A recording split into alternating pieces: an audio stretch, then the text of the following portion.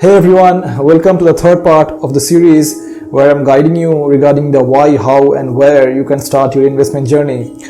In this video, I'll be talking about choosing the right index fund, and once you have done that, how you can actually go ahead and start investing in that one. Towards the end, I'll also be talking about few important factors which you should keep in mind before you start your investment journey.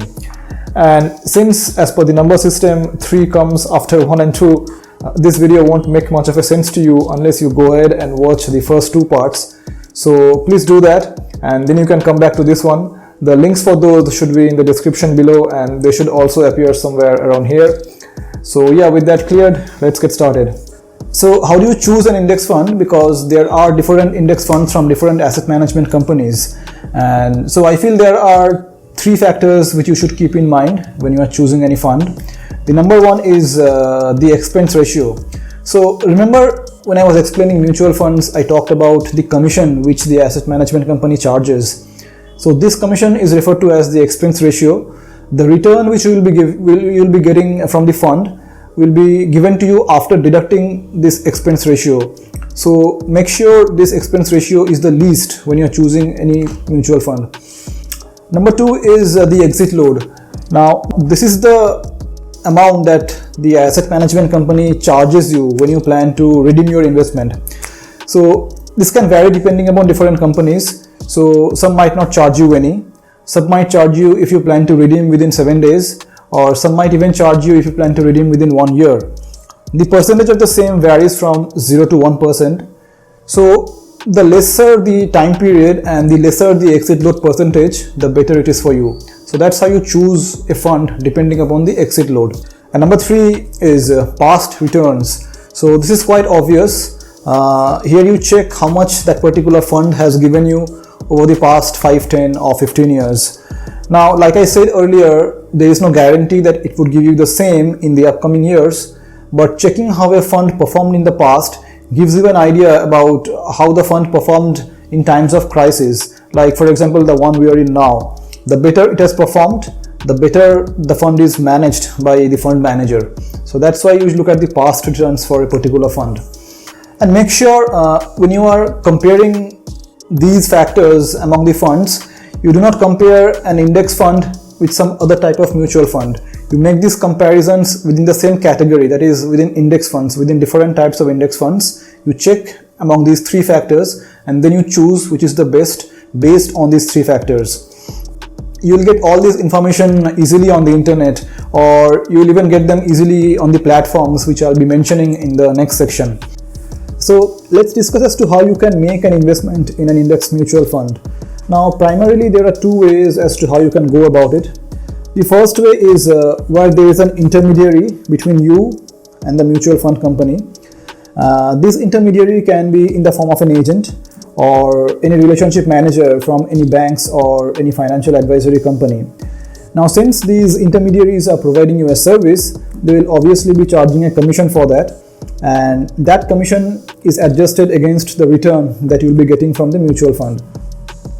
So because of that commission, your return gets negatively impacted. The mutual funds which are offered to this path are known as regular mutual funds. And the second way is where you can directly invest in the mutual fund and where there is no intermediary between you and the mutual fund company. You can do this through various online platforms provided by various companies, like for example you have Zerodha, you have Upstocks, you have Grow, you have IndMoney, or you have Paytm Money. You can easily make your investment through these platforms provided by these companies. They do not charge you any commission for making these investments, and the mutual funds offered through this path are known as direct mutual funds. The entire process through these platforms happen online, and they have mobile applications as well which are very user friendly, and it is precisely because of these online platforms investment nowadays has become so easy. You can practically do them from the comfort of your home, and you can do them within a matter of few hours. So whichever method you choose to go with, whichever method you're comfortable with, please make sure that you do start investing as early as possible. There are a few important factors which I would like you to keep in mind before I end this video. So the number 1 is your investment goal. Now when you're starting to invest, make sure you have a goal in mind as to why you're investing. It could be anything like, for example, having a car or buying a house, or it could simply be wealth creation. But make sure you have that in your mind, because that would help you to stay disciplined during a period of your investment, because you would have that in mind that, okay, I have to achieve that goal few years down the line, and that will prevent you from withdrawing or redeeming your investment earlier. Number two is your time horizon.